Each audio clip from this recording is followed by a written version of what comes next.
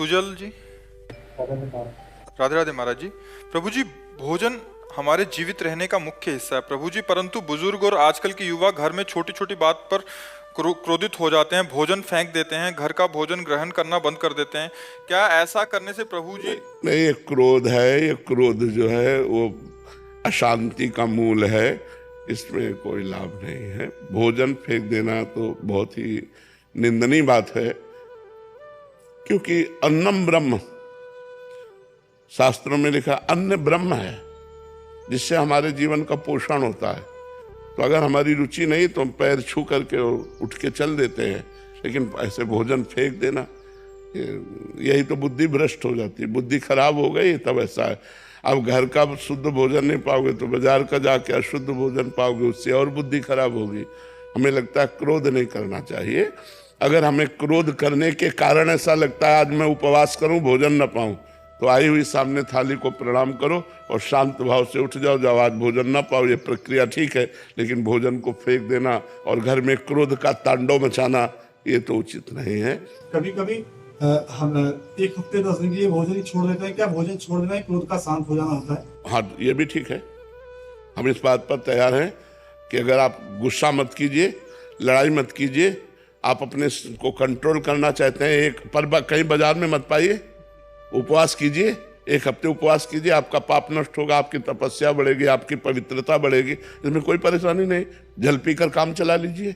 अगर इतनी सामर्थ्य है तो बहुत अच्छी बात है, हम उसका सपोर्ट करते हैं, निषेध नहीं करते। महाराज जी, पढ़ो गुस्से को काबू करने के लिए नहीं, वो दूसरे पे प्रेशर बनाने के लिए कि नहीं, ये गलत बात है कि हमें दुखी देख करके हमारे परिवार के लोग दुखी हो, ऐसा नहीं होना चाहिए।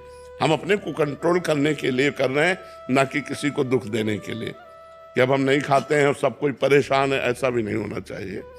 सबको परेशान करने के लिए नहीं करना चाहिए, अपने क्रोध को समन करने के लिए कर लेना चाहिए। इसमें कोई बात, काम क्रोध के समन के उपाय हैं, तो अगर ऐसा उपवास कर लेता है तो कोई बड़ी बात नहीं है। का एक प्रश्न था कि महाराज जी, आज के समय में बच्चों को किस प्रकार अपने कार्यों को करते हुए अच्छे और बुरे के बारे में आत्ममंथन करने की आदत डाली जाए? अभी आज ही हम बोले थे कि जैसे मकान की नींव मजबूत हो तो मकान कैसा भी बना लो सुरक्षित रहेगा। ऐसे ही हमारे सनातन धर्म में 4 आश्रम हैं। पहला आश्रम है ब्रह्मचर्य, दूसरा है गृहस्थ, तीसरा है वानप्रस्थ और चौथा है सन्यास। तो हमारे सनातन धर्म के इन आश्रमों की प्रथम नींव है ब्रह्मचर्य। यदि हमारे बच्चे व्यभिचार दोष से युक्त हो जाएंगे, व्यसन से युक्त हो जाएंगे, तो माता पिता की आज्ञा का पालन न करके वो हमारे राष्ट्र की उन्नति के योग्य न रह करके वो डिप्रेशन में चले जाएंगे, वो परेशान हो जाएंगे। आज हमारे नए बच्चे व्यसन में ज़्यादा फंस रहे हैं, व्यभिचार में ज़्यादा फंस रहे हैं। तो हमें चाहिए जैसे माता पिता को कि मित्र की तरह उनको बैठाल कर समझावें कि इसका भी एक समय है। अभी आपका समय विद्या अध्ययन के लिए है। अभी आप गलत आचरणों में मत जाएं। एक समय आएगा जब आपका पाणी ग्रहण होगा तो आप गृहस्थ धर्म का उपभोग कीजिए। लेकिन अभी जब बच्चे हो तो जैसे बहुत से बच्चे गलत आदतों में फंस रहे, हुक्का, ड्रग्स, बीड़ी, सिगरेट, गलत आचरणों में, तो हमें लगता है माता पिता को चाहिए कि मित्रवत बच्चों से व्यवहार करें। मित्रवत, ऐसा नहीं कि अगर गलत किया तो हम तुम्हें जैसे गुस्सा में बोल देते हैं, नहीं, ऐसा फिर वो आपसे छुपाएंगे और गलत करेंगे। हाँ, आप मित्रवत उनसे व्यवहार कीजिए और बैठकर बताइए कि आपके सदाचरण कैसे होने चाहिए, आपको कैसे उन्नति प्राप्त होगी। जब आपका दिमाग व्यभिचार में लग जाएगा, व्यसन में लग जाएगा, तो किस दिमाग से आप अध्ययन करेंगे, कैसे आप आगे बढ़ेंगे? तो हमें लगता है अपने बच्चों को ब्रह्मचर्य की शिक्षा, ये जो आज नए समाज में गर्लफ्रेंड बॉयफ्रेंड चला है, तो ये हमारे सनातन धर्म के खिलाफ है। जो हमारे सनातन धर्म, हम दोस्ती के लिए मना नहीं करते, दोस्त बन जाओ, चाहे बच्चा बच्ची बन जाए, चाहे बच्चे बच्चे बन जाए, दोस्त बन जाओ, लेकिन गलत व्यवहार मत करो। व्यभिचार मत करो, गंदे आचरण मत करो, जिससे तुम्हारा जीवन उन्नतिमय हो जाए, भागवतिक हो जाए। अगर अध्यात्म के बिना आधुनिक उन्नति तो वो सही नहीं है। अध्यात्म के साथ आधुनिक उन्नति तो देखो, विद्या विनय सिखाती है, और आज के बच्चे पढ़ लिख कर माता पिता को जवाब दे रहे हैं, उद्दंडता कर रहे हैं, तो विनय कहाँ रही? विद्या विनयम ददाति, दैन्य होकर अपने माता पिता के पैर छूकर उनकी बात मानना। आज हमारे सनातन धर्म का ये नियम, प्रातः काल उठ के रघुनाथा, माता पिता गुरु नावे माथा, आज कहाँ रह गया है? कौन से बच्चे अपने माता पिता के रोज चरण छूते हैं? तो हमें लगता है उनको मित्रवत ब्रह्मचर्य की शिक्षा, व्यसन रहित होने की शिक्षा, व्यभिचार से बचने की शिक्षा, क्योंकि इससे हमारे बच्चों का दिमाग बदल जाता है, रास्ते बदल जाते हैं, पढ़ाई में अरुचि हो जाती है, माता पिता के प्रति अवहेलना हो जाती है। तो यही हमारे राष्ट्र के भविष्य हैं। इन्हीं बच्चों में कोई डॉक्टर बनेगा, कोई जज बनेगा, कोई नेता बनेगा। अगर यही सच्चरित्र और अच्छे विचार वाले बने तो लाखों को सुख प्रदान करेंगे। तो हमें लगता है ऐसी शिक्षा देनी चाहिए। और जिनका एक और प्रश्न था कि जैसे वायु शून्य प्रदेश में रखा हुआ दीपक हवा का झोंका ना लगने पर स्थिर भाव से जलता है, उसी प्रकार कैवल्य मोक्ष स्वरूप ज्ञान में आत्मा सब दोषों से रहित है और स्थिर है, उसका कोई आधार नहीं है, वही सबका आधार है। यानी आप ये समझे, क्या इस समय आप अपने को आत्मस्वरूप अनुभव करते हैं? नहीं, आप इस समय अपने को देह अनुभव करते हैं। देह विकारों का खजाना है, और देह से दो ही प्रकार के कर्म होते हैं, शुभ और अशुभ कर्म। जैसे सेना विजयी हो तो सेना की जय नहीं बोली जाती, राजा की जय बोली जाती है। और सेना परास्त हो जाए तो बंदी राजा बना लिया जाएगा।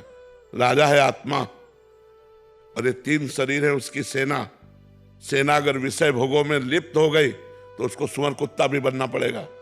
जो निर्लेप निर्विकार आत्मा है, जो परमात्मा स्वरूप है, उसकी दुर्गति भी होगी, उसको नरक जाना पड़ेगा, उसको नाली का कीड़ा भी बनना पड़ेगा।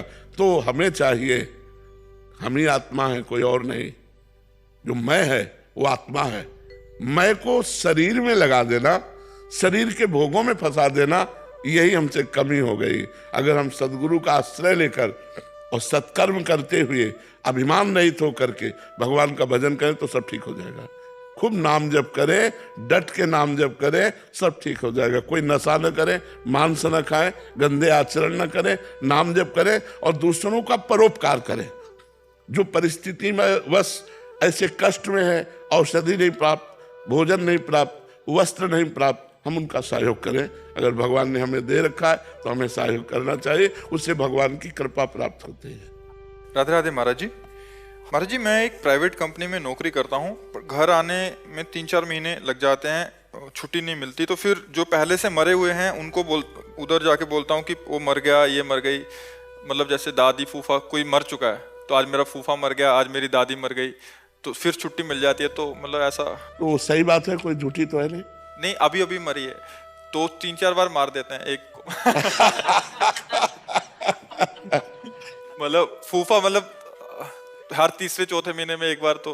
नहीं, वैसे झूठ बोल के नहीं तो सत्य में भी तो छुट्टी मिलती होगी, बट वो इतनी सहजता से नहीं मिलती जितना मतलब।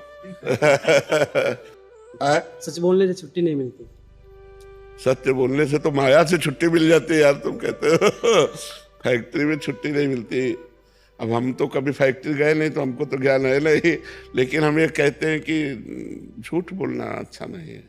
बोले ना तो कहेंगे जाओ जाओ फटाफट चले जाओ, छुट्टी दे दो, तुरंत मिल जाएगी, तुरंत। सच बोल दे, नई जगह नहीं जा रहा, वृंदावन नहीं जा रहा, तुरंत मिल जाएगी। झूठ बोल दे, जाओ जाओ चले जाओ। महाराज जी हर 1.5 महीने मगर बोले वृंदावन जा तो बिल्कुल ही नहीं।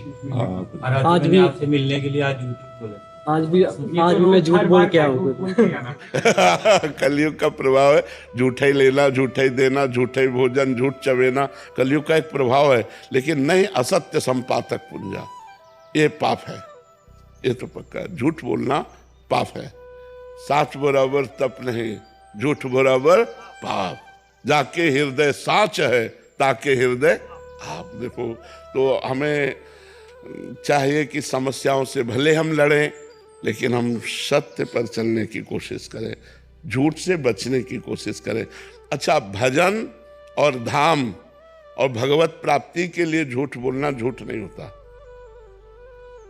जैसे आप भगवान के लिए रो रहे हैं और आपसे कोई पूछे कि आप भगवान के लिए रो रहे हैं, हमें कहाँ भगवान के लिए रोना आता, आज हमारे शरीर में दर्द है इसलिए रो रहे, तो वो बच गए। जैसे एक सिद्ध महापुरुष थे, तो राजा के यहाँ भागवत हो रही थी, राजा भी बैठा हुआ था और भागवत हो रही पूरा, तो जो ही श्री कृष्ण रूप माधुरी का वर्णन हुआ तो उन्होंने हुंकार मारी और बेहोश हो गए और भागवतिक सारे सद्गुण प्रकट उनमें। अब राजा ने देखा ये लक्षण तो महाभागवत के हैं, वो उठा और चरणोदक उतारा और आरती की और हाथ जोड़े बैठा उनके चरणों के पास। जब वो भाव से बाहर हुए तो उन्होंने देखा कि राजा, उनका महाराज कैसे बैठे हो, तो उनका आप में अष्ट सात्विक भाव देखे प्रेम के, इसलिए मैं धन्य हो गया। तो उनका नहीं मेरे अष्ट सात्विक भाव नहीं आते, मुझे मिर्गी आती है, मिर्गी आती, बच गए अपने को। तो कहीं कहीं भागवतिक छुपाने के लिए, भजन को बढ़ाने के लिए, अपनी महिमा को गुप्त रखने के लिए वो झूठ बोल देना निषेध नहीं। जैसे आप धाम आए हैं तो ये निषेध नहीं कि आप झूठ बोल करके किसी कार्य प्रणाली से आप साधु समागम में आए, ये तो वो धन्य हो गया, सत्य से बढ़कर वो झूठ हो गया। आज हम बिहारी जी के दर्शन करेंगे, राधा वल्लभ जी के दर्शन करेंगे, वृंदावन की परिक्रमा देंगे, संत समागम, यही तो सत्य है और तो सब झूठा ही है। हमें लगता है कि भागवतिक कार्यों के लिए यदि हम कहीं झूठ बोल देते हैं तो कोई परेशानी नहीं, लेकिन हम सांसारिक कार्यों के लिए झूठ से बचने की कोशिश करें। यद्यपि आज हम कह सकते हैं कि झूठ का बहुत बड़ा और सत्य का बहुत छोटा क्षेत्र रह गया है। हमें लगता है मोबाइल ये झूठ बुलवाता है। भाई हम तो इस समय वृंदावन में तो नहीं, आगरे में है, कल आके बात करेंगे, वहां बगले वाले मकान में है। तो ये मोबाइल झूठ बोला। कलयुग का कुछ ऐसा प्रभाव हो गया है कि झूठ की बहुत ज्यादा चलन हो गई, नहीं हो गई।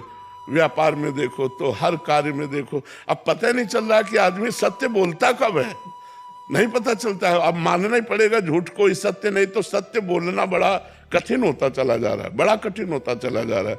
जहाँ सत्य पर हमें विश्वास है वहाँ भी झूठ का प्रवेश हो रहा है। तो हमें लगता है बचना चाहिए, हम लोगों को झूठ से ज्यादातर बचने की कोशिश करना चाहिए। राधे मेरे प्रिय मित्रों, तो हम इस चैनल के माध्यम से महाराज जी के ऑफिशियल चैनल भजन नाग से कुछ महत्वपूर्ण प्रश्नों को आप तक पहुँचाने का एक छोटा सा प्रयास कर रहे हैं। कृपया वीडियो को पूरा देखें और मैं आशा करता हूँ कि आप निरंतर राधा नाम जाप का प्रयास कर रहे होंगे। और मेरी आपसे एक प्रार्थना है कि महाराज जी के उत्तम स्वास्थ्य के लिए राधा रानी से कामना करें, जिससे कि वे अच्छे रहें, स्वस्थ रहें। राधा वल्लभ, हरिवंश, राधा कृष्ण।